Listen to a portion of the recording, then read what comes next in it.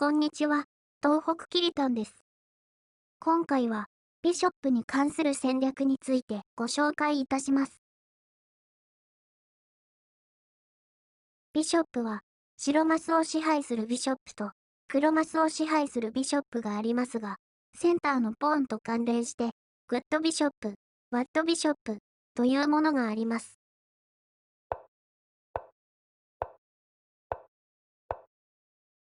センターにある白のポーンは黒マスにあり、黒のポーンは白マスにあります。センターにあるポーンがビショップの利きを妨げることに関連して、自分側のセンターポーンと同じ色のマスのビショップをワットビショップ、センターポーンと異なる色のマスのビショップをグッドビショップと言います。グッドビショップは活用しやすく、ワットビショップはセンターポーンが妨げとなり、活用しづらいことが多いです。白はビショップ F1 がグッドビショップで、ビショップ C1 がワットビショップです。ただ、ビショップ C1 は、キングサイドに利きが及んでいて、オープニングではそれほど困ることはないでしょう。黒はビショップ F8 がグッドビショップで、ビショップ C8 がバッドビショップです。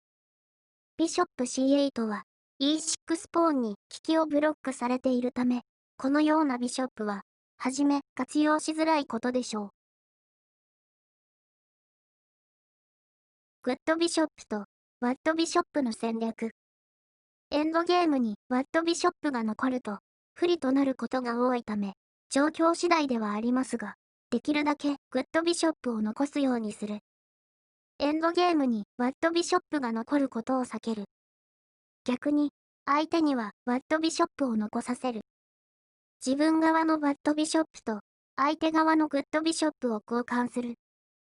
この交換を行うと、エンドゲームで有利になる場合があります。ただし、むやみに自分のバッドビショップと相手のグッドビショップを交換するのはやめましょう。交換して有利を得られる場合のみ、交換した方がいいです。例えば、この局面で、白のビショップ C1 は、黒のキングサイドを攻撃するのに役立つため、ビショップ交換してビショップ C1 がなくなると、キングサイドへ攻撃する戦力が減少することになります。他にも考えられることはありますが、グッドビショップとワットビショップについては、はじめはこの3つを考えれば良いと思います。この3つの戦略は単純ですが、非常に役立ちます。ビショップペアは、白マスビショップと黒マスビショップの2つのビショップのことで、トゥービショップスとも言われます。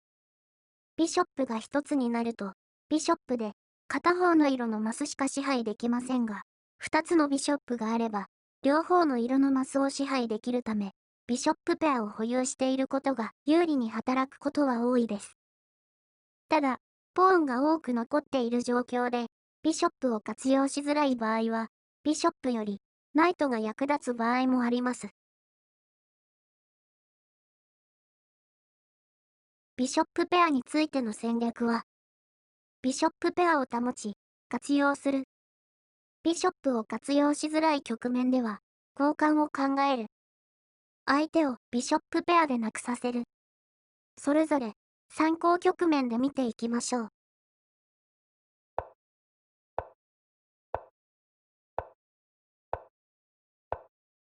オープニングの定石、ルイ・ロペスの局面です。黒が A6 ポーンでビショップ B5 を攻撃し、白に対応を迫ります。ここで白は、ビショップ A4 とすることが最も多く、他には、ビショップテイクス C6 で、ビショップとナイトを交換する手があります。ビショップテイクス C6 は、ルイ・ロペスエクスチェンジバリエーションという名前がついていて、有効な指し手ではありますが、白はビショップペアでなくなります。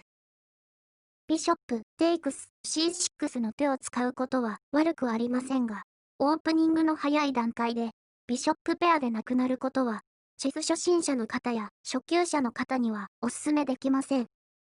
これは個人的な意見ですが、中級者レベルになるまでは、ビショップペアをできるだけ保有して活用する方が戦いやすいと思います。ビショップ、テイクス、C6 の後、D テイクス、C6 で、黒にダブルポーンができ、ポーンストラクチャーでは白が良いですが、その利点を勝利につなげていくのは容易ではありません。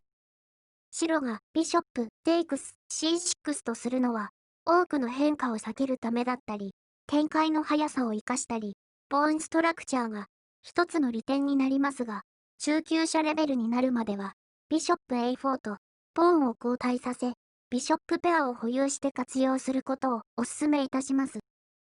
これは一つの参考例ですので、ビショップの交換を避けることで不利を招くような場合は、素直に交換しましょう。もう一つ参考例を見ていきましょう。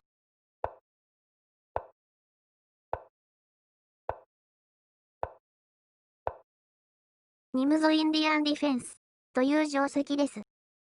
もし白が A3 でビショップを攻撃してきた場合は、ビショップテイクス C3 でビショップとナイトを交換し、白にダブルポーンを作らせます。